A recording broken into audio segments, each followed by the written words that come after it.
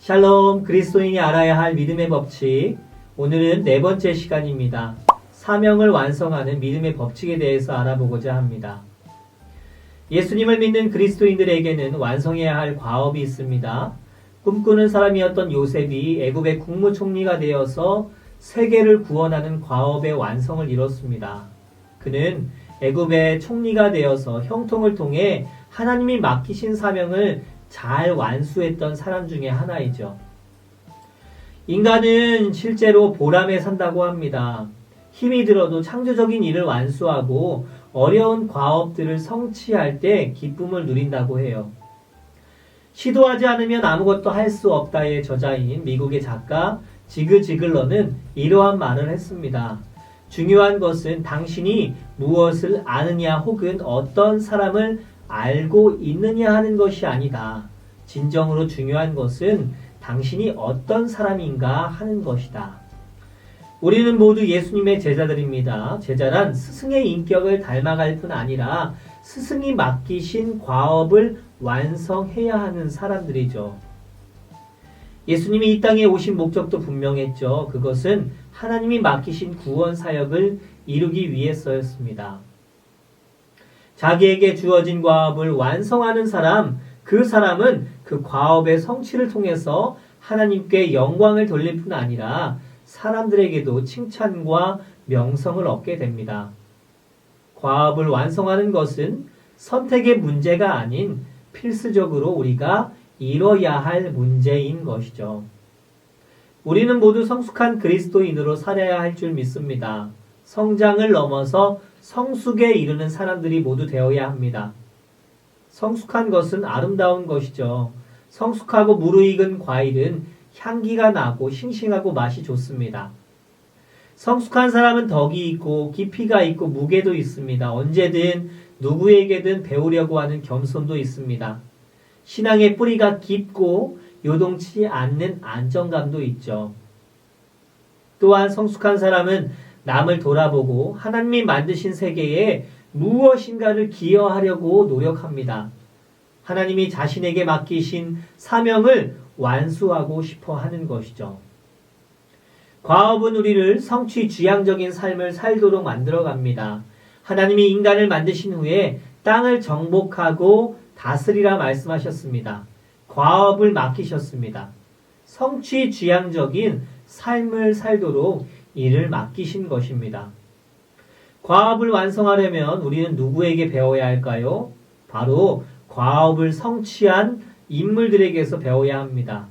어떠한 믿음의 법칙을 통해서 과업을 완성했는지 배워가야 하는 것이죠. 구약에서 과업을 완성한 대표적인 인물 중에 한 사람, 그 사람은 바로 느헤미야입니다. 그는 균형 잡힌 지도자였고 믿음의 사람이었습니다. 그의 믿음은 맹목적인 믿음이 아니었죠. 영성과 리더십을 겸비한 사람이었습니다. 그가 보여준 과업을 완성하는 믿음의 법칙을 세 가지로 요약해서 다 함께 살펴보고자 합니다. 첫 번째, 과업을 완성하기 위해선 거룩한 부담감을 가져야 합니다. 느헤미야가 완성했던 과업은 예루살렘 성벽을 재건하는 일이었습니다. 느헤미야 1장은 그가 예루살렘 성이 허물어지고 성문들이 불탔다는 소리를 듣고 거룩한 부담감을 느끼는 아름다운 모습으로 시작됩니다. 느헤미야 1장 1절에서 4절 말씀 읽어드리겠습니다. 하가랴의 아들 느헤미야의 말이라. 아닥사스다 왕 제20년 기슬루월에 내가 수산궁에 있는데 내 형제들 가운데 하나인 하나니가 두어 사람과 함께 유다에서 내게 이르렀기로 내가 그 사로잡힘을 면하고 남아있는 유다와 예루살렘 사람들의 형편을 물은즉 그들이 내게 이르되 사로잡힘을 면하고 남아있는 자들이 그 지방 거기에서 큰 환난을 당하고 능욕을 받으며 예루살렘 성은 허물어지고 성문들은 불탔다 하는지라. 내가 이 말을 듣고 앉아서 울고 수일 동안 슬퍼하며 하늘의 하나님 앞에 금식하며 기도하여.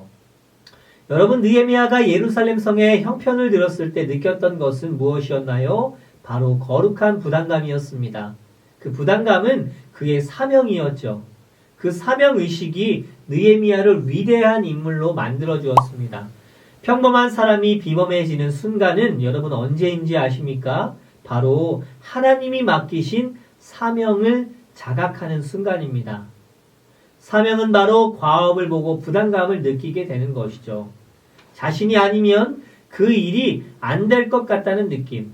하나님이 그 일을 위해서 나 자신을 보냈다라고 생각하는 것, 그것이 바로 사명인 것이죠. 교회에서도 어떤 사람은 힘든 주방 살림을 도맡아 합니다. 어떤 사람들은 주차장을 정리하고 교회의 보수를 위해서 애쓰시는 분들도 있습니다. 어떠한 사람은 미 전도 종족 선교회, 또 어떤 사람은 장애인 선교회, 어떤 교인들은 어려운 가정을 돕는 일에 부담감을 갖기도 합니다. 또 어떠한 분들은 중보기도에 대해서 부담감을 갖기도 하는 것이죠. 하나님이 그 마음에 부담감을 주셨기 때문입니다. 다른 사람들을 세우는 일에 또한 부담감을 갖는 사람들도 있습니다. 자신이 직접 그 어떤 일들을 하지 않지만 뒤에서 조용히 묵묵히 다른 사람들이 어떠한 과업을 잘 완성할 수 있도록 조용히 돕는 사람들도 있습니다. 초대교회의 바나바와 같은 인물들이 그런 인물이죠. 당시 사울은 예수님을 만난 후에 복음을 증거하기 시작했습니다. 사울은 교회를 핍박했고 예수님을 믿는 사람들을 죽였던 장본인이었습니다. 그런데 그가 복음을 증거하기 시작했습니다. 사울을 바라보는 사도들의 눈은 회의적이었고 냉소적이었죠. 그렇지만 그 사울을 향해서 부담감을 가진 사람이 바로 바나바였습니다. 바나바는 사울을 사도들에게 데리고 갔죠. 함께 교제할 수 있도록 연결시켜주고 안디옥 교회에서 함께 말씀을 가르치도록 주선합니다. 나중에 바울이 된 사울이 세계복음화의 일을 잘 감당하게 되죠. 바울을 향한 바나바의 거룩한 부담감이 위대한 일을 완성하게 했던 것입니다. 사랑하는 여러분, 여러분의 마음속에는 어떠한 부담감이 있습니까? 어떤 일에 관심이 있고 열정이 있으십니까? 어떤 이야기를 들었을 때 감동이 되고 눈물이 흐르나요? 우리가 잘 아는 아브라함 링컨은 노예시장에서 유린당하는 흑인 소녀를 보면서 노예 해방에 대한 부담감을 느꼈습니다. 거룩한 분노를 품게 되었고 그것은 훗날 그를 위대하게 만드는 순간이 되었던 것이죠. 두 번째, 과업을 완성하는 일은 먼저 하나님께 기도해야 하는 것입니다. 하나님의 일은 하나님의 방법으로 완성되어야 합니다. 하나님의 방법은 무엇일까요? 바로 기도하는 것입니다. 하나님은 우리의 기도로 세상을 움직이시는 분이십니다. 기도는 과업으로 시작해서 마지막까지 함께 가야 하는 것이죠. 하나님의 사람의 특징은 기도로서 과업을 완성해 간다라는 것에 있습니다. 오늘 본문의 느헤미야는 예루살렘 성벽을 재건하는 데 부담감을 가지고 기도하기 시작했습니다. 느헤미야 1장 4절에서 11절 말씀은 어떻게 이야기하나요? 내가 이 말을 듣고 앉아서 울고 수일 동안 슬퍼하며 하늘의 하나님 앞에 금식하며 기도하여 이르되 하늘의 하나님 여호와 크고 두려우신 하나님이여 주를 사랑하고 주의 계명을 지키는 자에게 언약을 지키시며 긍휼을 베푸시는 주여 간구하나이다. 이제 종이 주의 종들인 이스라엘 자손을 위하여 주야로 기도하오며 우리 이스라엘 자손이 주께 범죄한 죄들을 자복하오니 주는 귀를 기울이시며 눈을 여시사 종의 기도를 들으시옵소서. 나와 내 아버지의 집이 범죄하여 주를 향하여 크게 악을 행하여 주께 주의 종 모세에게 명령하신 계명과 율례와 규례를 지키지 아니하였나이다. 옛적에 주께서 주의 종 모세에게 명령하여 이르시되 만일 너희가 범죄하면 내가 너희를 여러 나라 가운데에 흩을 것이요 만일 내게로 돌아와 내 계명을 지켜 행하면 너희 쫓긴 자가 하늘 끝에 있을지라도 내가 거기서부터 그들을 모아 내 이름을 두려고 택한 곳에 돌아오게 하리라 하신 말씀을 이제 청하건대 기억하옵소서. 이들은 주께서 일찍이 큰 권능과 강한 손으로 구속하신 주의 종들이요 주의 백성이니이다. 주여 구하오니 귀를 기울이사 종의 기도와 주의 이름을 경외하기를 기뻐하는 종들의 기도를 들으시고 오늘 종이 형통하여 이 사람들 앞에서 은혜를 입게 하옵소서 하였나니 그때에 내가 왕의 술관원이 되었느니라. 여러분, 오늘 이 기도는 성경에 나타난 모범적인 기도 중에 하나입니다. 느헤미야는 기도를 통해서 위대한 과업을 완성했습니다. 그의 기도의 특징은 다음과 같았습니다. 첫째, 회개의 기도를 먼저 드렸습니다.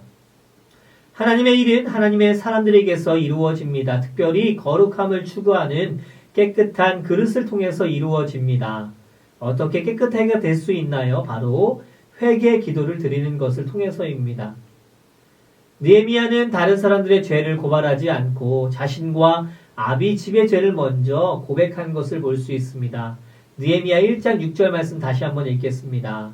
이제 종이 주의 종들인 이스라엘 자손을 위하여 주야로 기도하오며 우리 이스라엘 자손이 주께 범죄한 죄들을 자복하오니 주는 귀를 기울이시며 눈을 여시사 종의 기도를 들으시옵소서. 나와 내 아버지의 집이 범죄하여. 둘째, 그는 사람을 움직여 주실 것을 기도드렸습니다. 느헤미야는 과업을 완성하기 위해서 사람을 움직여야 함을 알게 되었습니다. 느헤미야 1장 11절 말씀, 주여 구하오니 귀를 기울이사 종의 기도와 주의 이름을 경외하기를 기뻐하는 종들의 기도를 들으시고 오늘 종이 형통하여 이 사람들 앞에서 은혜를 입게 하옵소서 하였나니 그때에 내가 왕의 술관원이 되었느니라. 느헤미야가 드린 기도는 구체적인 기도였습니다. 그는 기도 중에 이 과업을 완성하는데 누구의 도움이 필요한가를 깨닫게 됩니다. 과업을 완성하는 데 도움이 될 수 있는 핵심 인물을 파악한 것이죠. 그 핵심 인물이 아닥사스다 왕이었습니다. 왕이 만일 허락하지 않으면 아무것도 할 수 없다라는 사실을 그는 알았고 하나님께 왕의 마음을 움직여 달라라고 느헤미야는 기도하고 있습니다. 사랑하는 여러분, 그리스도인들은 사람들을 움직이게 하는 사람들입니다. 그 핵심은 바로 기도인 것이죠.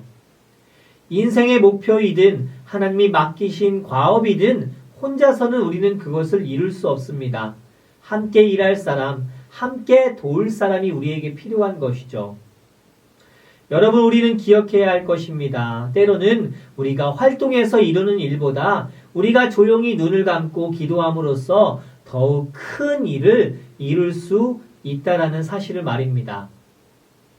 여러분이 잘 아는 중국 내지 선교사인 허드슨 테일러는 중국 선교를 할 때 몸이 많이 쇠약해졌다고 합니다. 그는 움직일 수 없어서 병상에서 중국 전체 지도를 침대 발치에 두고 기도했습니다. 1875년에는 병상에서 연필도 잡을 수 없는 형편이었습니다. 그러나 그는 기도했고 글을 쓸 수 없었던 테일러는 중국 선교를 위해서 기도해달라는 내용의 기사를 신문사에 의뢰하였습니다. 그리고 그는 또 기도했던 것이죠. 그가 병상에서 인내하며 기다리는 동안 18명의 선교사가 찾아왔고 그는 이렇게 간증했습니다. 제가 건강해서 18명의 선교사를 구하느라 열심히 뛰었다면 제 힘으로 이들을 보냈을 것이라 생각할 수 있습니다. 그러나 그와는 반대로 완전히 하나님의 역사하심으로 병상에 꼼짝 못하면서 대필로 기도 요청 정도밖에 못하는 입장에서 기도의 응답을 받은 것입니다. 그렇습니다, 여러분. 하나님께 드리는 기도는 과업을 완성하는데 결정적인 역할을 합니다. 우리가 일하면 우리가 일하지만 우리가 기도하면 하나님이 일하시게 됨을 우리는 잊지 말아야 할 것입니다. 하나님이 우리를 도우시면서 일하실 때 우리가 하는 것보다 훨씬 더 아름답고 위대한 일을 성취하는 것을 보게 될 것입니다. 셋째, 그는 형통하도록 기도했습니다. 느헤미야는 잘 사는 것을 형통으로 보지 않았어요. 안락하게 사는 것이 형통이라고 생각했다면 그는 기도할 필요가 없었습니다. 이미 그는 부자였기 때문이죠. 그는 당시 왕의 술관원이었습니다. 사회적 지위가 있었고 물질도 풍부했습니다. 예루살렘 성벽을 재건할 때 그는 총독이 받아야 할 녹을 받지 않았습니다. 그러고도 그의 생활은 넉넉했습니다. 여러분, 그렇다면 그가 말하는 형통은 과연 무엇이었을까요? 그것은 바로 하나님의 과업을 완성하는 것을 의미했습니다. 성경에서 말하는 형통은 우리가 생각하는 것처럼 잘 먹고 잘 살고 잘 입고 하는 안락한 생활을 의미하는 것이 아니라 하나님이 맡기신 일을 이루어 가는 것을 의미합니다. 하나님이 여호수아에게 주신 형통의 약속도 가나안 땅을 정복하는 과업을 약속하신 것입니다. 넷째, 그는 계획을 세우며 기도를 드렸습니다. 느헤미야가 거룩한 부담감을 가지고 기도한 것은 무려 4개월이었습니다. 1장 1절에 나오는 기슬루월은 12월이고 2장 1절에 나오는 니산월은 4월입니다. 이 4개월 동안 기도하면서 성취해야 할 과업에 대해서 연구할 뿐 아니라 과업의 완성을 위해서 구체적인 계획도 세웠습니다. 그 사실은 2장에서 아닥사스다 왕이 느헤미야에게 무엇을 원하냐고 물었을 때 그가 구체적인 계획을 말하면서 자신의 과업을 완성하는 데 필요한 것들을 요청하는 장면에서 엿볼 수 있습니다. 느헤미야 2장 4절 말씀, 왕이 내게 이르시되 그러면 내가 무엇을 원하느냐 하시기로 내가 곧 하늘의 하나님께 묵도하고. 그는 4개월이라는 긴 시간 동안 기도했을 뿐만 아니라 가장 결정적인 순간에도 기도했습니다. 왕의 질문 앞에서 그는 아주 구체적인 계획들을 말씀하면서 도움을 요청했던 것이죠. 여러분, 기도한다고 해서 계획을 세우지 않아도 된다라는 말은 아닙니다. 믿음이 있다고 해서 계획이 필요 없다라는 것은 아니죠. 기도와 계획은 늘 같이 가야 하는 것입니다. 계획이 실패하면 사실 모든 것이 실패했다라고 해도 과언이 아닙니다. 계획은 성취해야 할 과업의 청사진과도 같은 것이죠. 목표와 같은 것이고 목표 없이 성취가 있을 수 없는 것입니다. 세 번째, 과업을 완성하려면 전력 투구를 해야 합니다. 삶에서 성공하는 비결이 있다면 선택과 집중이지 않을까요? 아무거나 이것저것 다 한다고 해서 성공할 수는 없습니다. 자신이 이루기 원하는 일을 신중하게 선택한 다음에 모든 것을 쏟아붓는 집중이 필요하죠. 전력 투구를 한다는 것은 그렇다면 어떠한 것을 의미할까요? 첫째, 모든 힘을 한 곳에 집중시키는 것, 이것이 바로 전력 투구입니다. 느헤미야는 오늘 한 가지 일에 집중했습니다. 그리고 모든 자원을 예루살렘 성벽 재건하는 일에 쏟아부었습니다. 자신이 가진 모든 실력과 권력과 물질을 쏟아부은 것이죠. 그리고 전 백성을 동원했습니다. 현대를 살아가는 자들뿐만이 아니라 그리스도인들에게 문제는 길이 적은 것이 아니라 길이 너무 많이 있는 것에 있습니다. 한 가지 일에 집중한다는 것은 다른 것을 다 내려놓는 것을 말합니다. 여러 가지를 한꺼번에 하는 사람은 힘을 모을 수 없습니다. 힘을 한 곳에 집중시키는 지혜가 우리에게 필요한 것입니다. 영국의 탁월한 문인이며 정치가인 디즈레일리는 인생 성공의 비결을 다음과 같이 이야기했습니다. 성공의 비결은 그 목표가 뚜렷하고 변하지 않는 데에 있다. 사람이 성공하지 못하는 것은 처음부터 끝까지 한 길을 가지 않았기 때문이지 성공의 길이 험악해서가 아니다. 한 마음 한 뜻은 쇠를 뚫고 만물을 굴복시킬 수 있다. 둘째, 과업을 단 시일 내에 성취하는 것이 전력 투구입니다. 예루살렘 성벽을 재건하는 과업은 겨우 52일 만에 끝이 났습니다. 과업을 완성하는 지혜는 기한을 정하는 것이죠. 느헤미야는 과업을 완성하는 것을 미루지 않았습니다. 단시일에 끝내려고 결정했습니다. 그리고 그 기간 동안 온 힘을 쏟아 부었던 것이죠. 느헤미야 6장 15절 말씀, 성벽 역사가 52일 만인 엘루월 25일에 끝나매. 인생에서 승리한 사람들의 공통점 중 하나는 그들이 목표를 설정하고 목표 달성을 위한 날짜를 정하고 전력 투구했다는 점입니다. 토마스 에디슨의 성공 비결도 한번 들어볼까요? 원하는 목표를 분명하게 정하라. 그 목표를 성취하기 위해 어떤 일을 할까 명확하게 계획을 세우라. 마감하는 기일을 정하라. 전체적인 계획을 세우라. 하루에 2회 이상 자신의 목표를 소리내어 말하라. 과업을 완성하는 자들에게 배우는 반복되는 교훈은 해야 할 일을 분명히 정했다는 것입니다. 그리고 그 일을 마감하는 기한을 정한 후에 전력 투구하는데 과업을 완성하는 비결이 있었습니다. 기한을 정하는 일이 중요한 것은 기한을 정할 때 더욱 분발하게 되고 시간 낭비하거나 일을 미루지 않게 되기 때문입니다. 또한 세운 목표가 어떻게 이루어지고 있는가를 측정할 수 있게 됩니다.